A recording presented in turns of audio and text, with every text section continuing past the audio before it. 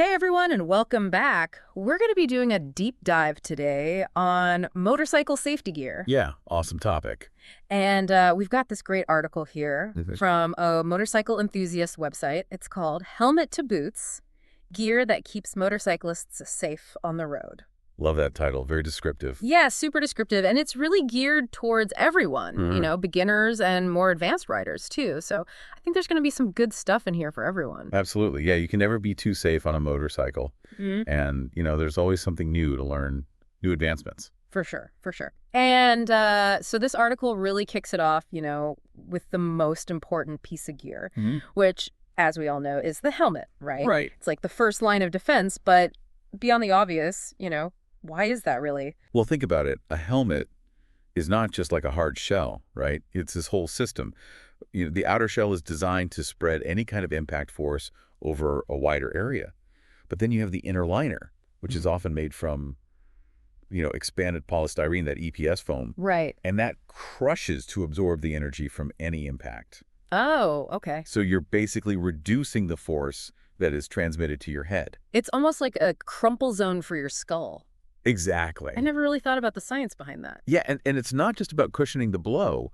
The shape of the helmet is actually designed to, glance off of objects. Okay. So that reduces those rotational forces, which are the real dangerous ones that cause the brain injuries. That's amazing. I've always, known helmets were important, but man, the technology that goes into them, It's a lot. it's really incredible.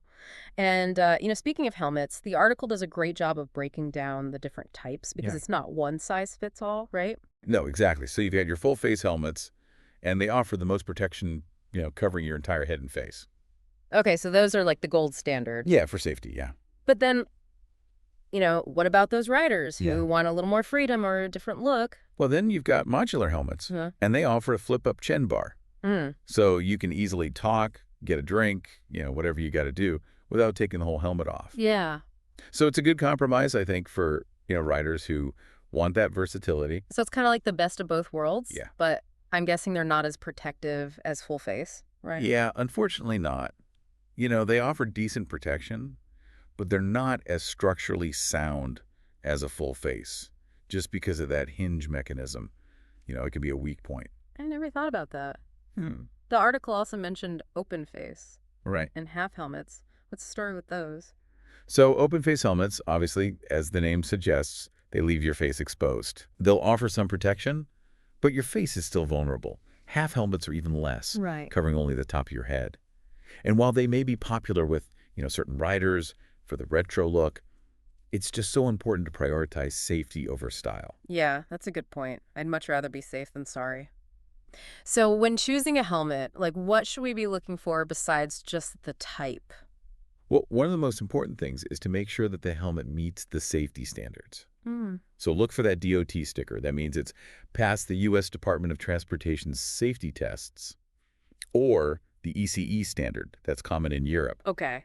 Those are both really reputable. So those stickers actually do mean something. Yeah, they're not just for decoration. They mean that the helmet's gone through rigorous testing Okay. and quality control. And then fit is equally important as that, because a helmet that's too loose won't protect you. And a helmet that's too tight, it's going to be uncomfortable and can restrict blood flow. So you're saying don't just buy a helmet online and hope for the best. No, exactly. You really want to try on different helmets, different brands, different sizes, and find the one that fits your head shape the best. Okay. And a good helmet should feel snug, but not constricting. And don't be afraid to ask for help at the store. Great advice. So we've got the helmet sorted, but what about the rest of our body, right? Right. I mean, the article talks about jackets being kind of like a shield for your upper body. Yeah, it makes sense when you think about it. Yeah. All those forces involved in a crash, you're probably sliding across pavement, your upper body's taking a lot of the impact. And so a good motorcycle jacket made from leather or textile, it can literally save your skin. Yeah. And it goes on to say that motorcycle jackets aren't just about, abrasion resistance. They're also about impact protection. Yeah, that's right. Most motorcycle jackets have built-in armor, and it's specifically designed to protect your shoulders, elbows, and back. Oh. And again, just like helmets, a lot of times this armor is CE rated, meaning it meets those specific safety standards. Gotcha. So what's the difference between those CE ratings? I always see, like CE level 1, CE level 2. Yeah, it can get a little confusing, but essentially, Those ratings indicate the level of impact protection. Okay. So higher levels obviously offer more protection, and the armor is designed to, you know, absorb and distribute impact forces just like a helmet to reduce your risk of fractures and other injuries. So it's kind of like having a mini suit of armor for your upper body. Pretty much, yeah. So we've got leather jackets, textile jackets. The article also mentioned mesh jackets. Yeah. What are those all about? Mesh jackets are awesome for hot weather riding because they have that woven construction that allows for a ton of airflow, so it keeps you cool and comfortable even in the heat. Okay, but I'm guessing that they don't offer as much abrasion resistance. Right, yeah. Less than leather or solid textile jackets. So it's that trade-off, right? Exactly. Comfort and protection. Okay. So we've got our heads protected, we've got our torsos covered. Now, what about our hands? Yeah, good point. I think a lot of riders underestimate the importance of good gloves. You're absolutely right. I see so many riders out there with, flimsy gloves or no gloves at all. Yeah. And your hands are just so vulnerable in a crash. They're the first point of contact. And they can easily get scraped, bruised, or broken. Man, that's a scary thought. So what makes a good motorcycle glove? What should we be looking for? It starts with durable materials, so leather, textile, often incorporating things like Kevlar. Okay. And then a good motorcycle glove should also have those hard knuckles. Oh, okay. Or armor. Yeah. It provides impact protection for your knuckles and fingers in a crash. And just like with other gear, you want to look for those CE-rated ones for the highest level of protection. I never thought about my knuckles being so vulnerable in a crash, but it makes sense. Yeah, it does. And what about different types? Like I've seen full-fingered gloves, and I've seen, shorter gloves. Yeah, so you've got your full-fingered gloves, and those offer the most protection, obviously, covering your whole hand. And those are generally recommended for most riding situations. You've got your short gloves that leave your fingers exposed, and those might be okay for, casual riding in warm weather, but they don't offer much protection if you go down. Yeah. So it's kind of like the helmet thing, right? The more coverage, Yeah.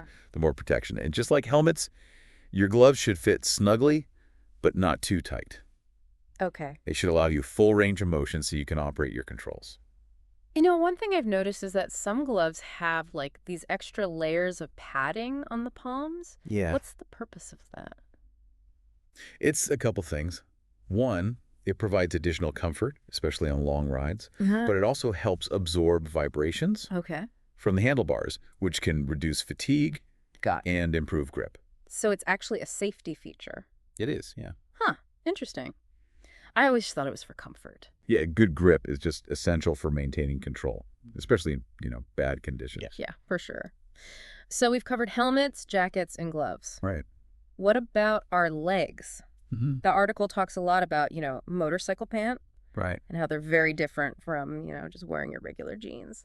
Yeah, you might think jeans are tough, but they don't really offer much protection in a crash. Really? They can tear easily, leaving your skin exposed. Motorcycle pants, though, are designed specifically to withstand that abrasion and impact. So what makes them so special? What are they made of? They're usually made from, leather, textile, or a combination of the two. And then leather, is known for its high abrasion resistance, while textiles, which often incorporate Cordura or Kevlar, offer that good balance of protection, comfort, and breathability. Okay. And the article actually mentioned, like, Kevlar. What's the advantage of that? Kevlar is that super strong, lightweight fiber, and it's highly resistant to heat and abrasion. And it's actually the same material used in bulletproof vests. Oh, wow. So using Kevlar in motorcycle pants just increases their protection so much, making them really resistant to tears and punctures. It's like having a shield for your legs. Pretty much. And just like jackets, motorcycle pants also usually come with built-in armor to protect your knees and hips. Okay.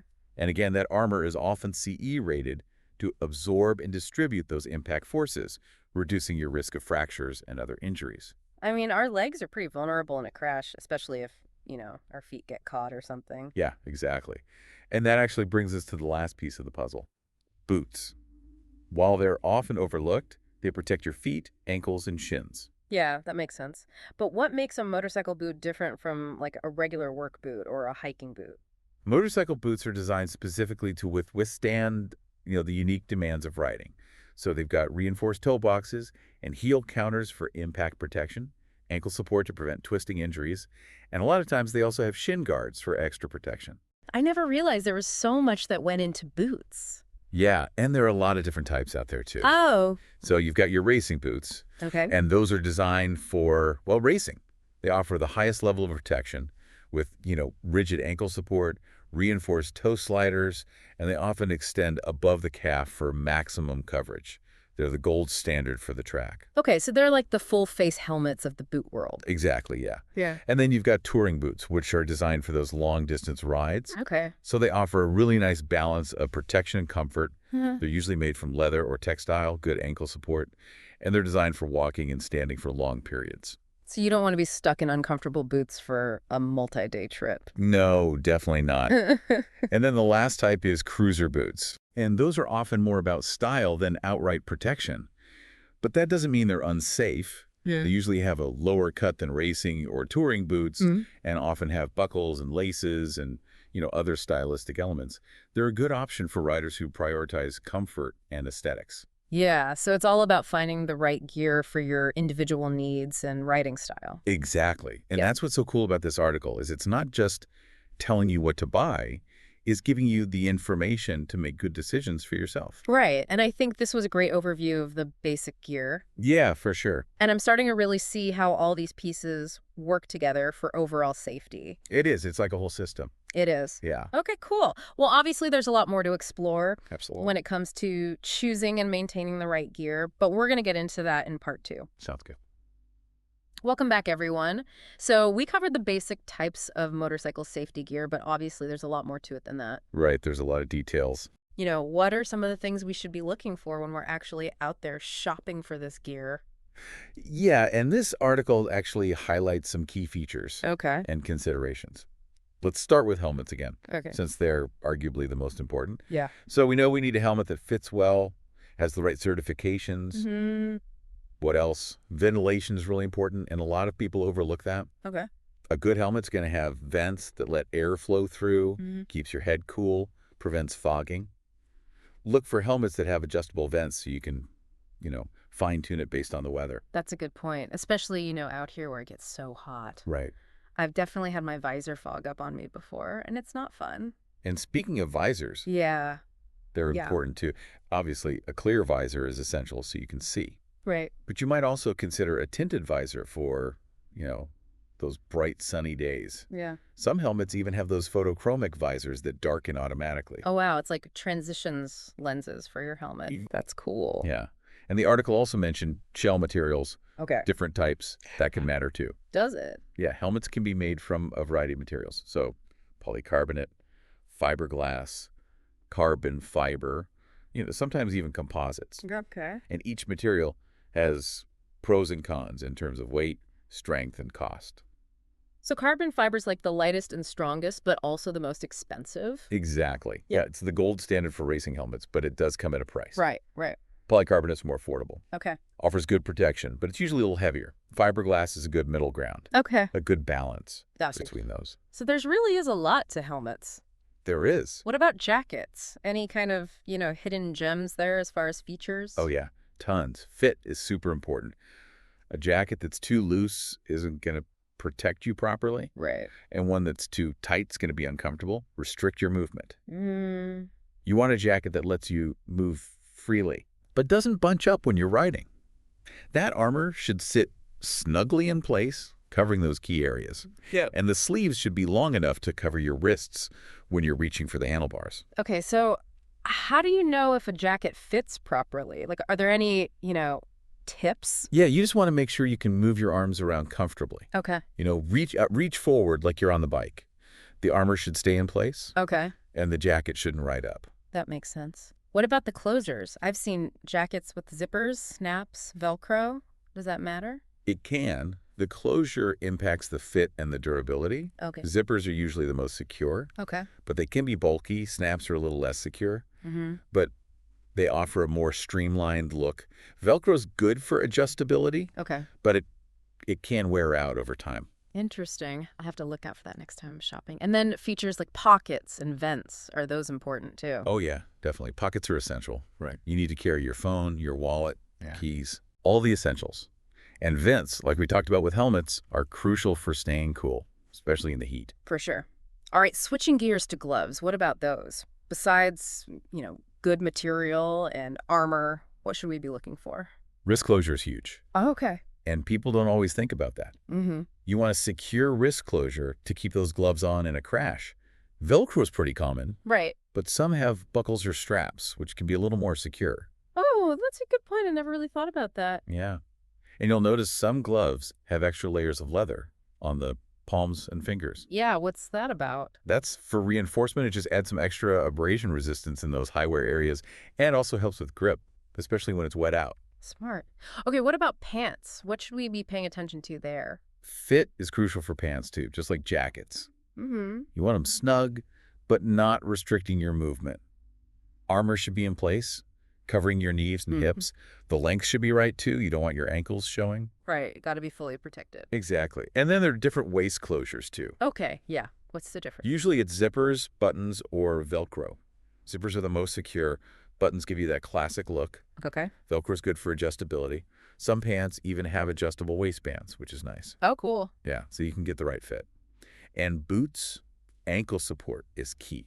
Okay. A good boot will have that rigid structure around the ankle to prevent twisting and sprains in a crash. Okay. Also look for reinforced heel counters and toe boxes, that extra impact protection.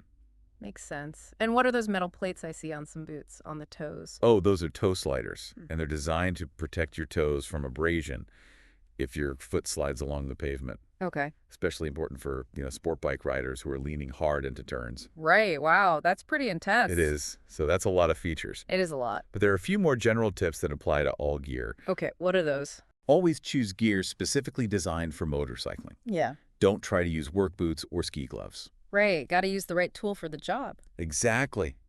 Also, think about the weather you'll be riding in. Hot weather. Look for good ventilation. Cold weather. You'll need something insulated and waterproof. Right. Okay. That makes sense. Visibility is important too. Choose bright colors, reflective elements, so you're more visible to other drivers, especially at night. That's a great point. I have some close calls, with people not seeing me. Yeah, and finally, comfort is key. Mm-hmm. If it's uncomfortable, you won't wear it. Right? Right.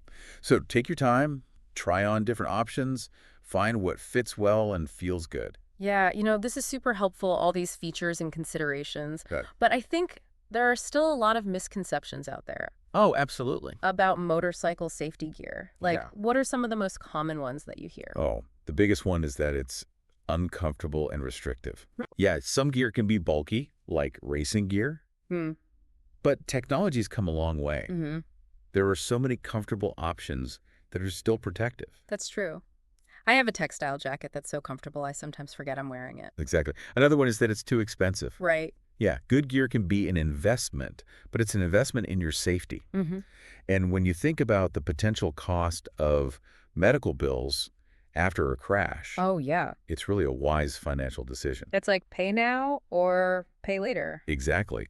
Another misconception that you don't need gear for short rides or, riding slow. Right. But crashes can happen anytime. Even at low speeds, you can get hurt. Yeah. So it's always best to wear full gear no matter what. It's easy to get complacent, when you're just running a quick errand. Right, exactly. I mean, never know. Never know. And the last one I'll mention is that people think gear makes you look uncool, like a Power Ranger or something. Okay. But honestly, gear's getting more stylish. Yeah. There are tons of options that look good and protect you. Ah. What's cooler than walking away from a crash? Yeah, that's true. I'd much rather be safe than sorry. And remember, it's not just about protecting yourself. Yeah. It's also setting a good example for other riders, especially new riders. Right. So it's kind of like creating a culture of safety. Exactly. It shows that you value your well-being Okay. and that you want to keep riding for a long time. That's a great place to end part 2. Yeah, I think so too. It really gets to the heart of, why we're talking about all this.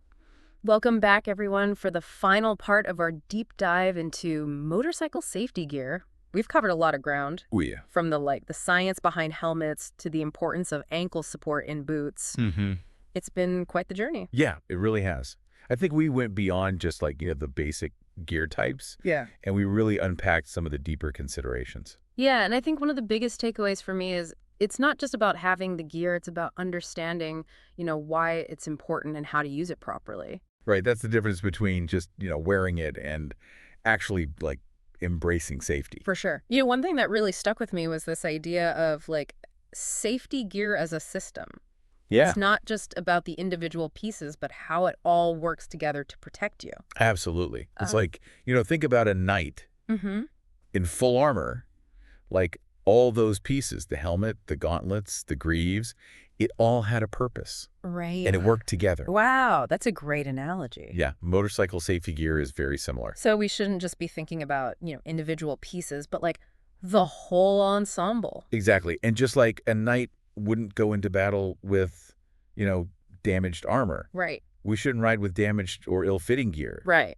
You got to inspect it, maintain it. So it's not just like buy it and forget about it. Right. You really have to care for it. Yeah, check for cracks in your helmet, make sure the armor in your jacket's positioned right, all that stuff. That's a good point. The article mentions something I think is super important, this idea that safety isn't just about gear. Mm-hmm. It's also about mindset. Oh, for sure.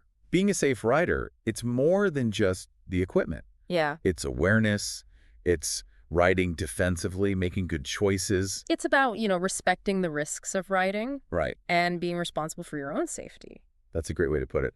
And, it's being a lifelong learner, too. Yeah, I like that, a lifelong learner. Yeah, constantly improving your skills, your knowledge. It's not just about learning to ride, it's about evolving as a rider. Exactly. Motorcycling changes all the time. Mhm. Technology changes, gear changes. Right. Staying up to date is important. So where can riders go to stay informed about, the latest gear, the latest advancements? Oh, there are lots of good resources out there, like, motorcycle magazines, websites, online forums. They'll have reviews and comparisons. Okay. You can also check out the manufacturers' websites. Oh. They have tons of info about their products. And talking to, experienced riders or people at the motorcycle shop. Yeah, get that real world advice. Yeah, that's super valuable. That's a good point. And one last piece of advice I'd give to any rider is don't be afraid to ask questions. Yeah, for sure. If you're not sure about something like how to fit a helmet, what kind of jacket to buy, Doesn't matter. just ask. Yeah, get that expert advice. It's about being curious and proactive. Absolutely. Taking ownership of your own safety. Exactly. And recognizing that safety is a journey, not a destination. Mm-hmm. We can always learn, do better, and try to be safer. Well, I think this deep dive has really given us a lot to think about. I agree. It's made me more aware of, all these nuances and how to make good choices. So as we wrap up here, what's that one key takeaway you want to leave our listeners with? Invest in your safety. Invest in your passion. Choose gear that fits well, protects you well, and just makes you feel good on the road. I love that. Ride safe out there, everyone, and we'll catch you on our next deep dive.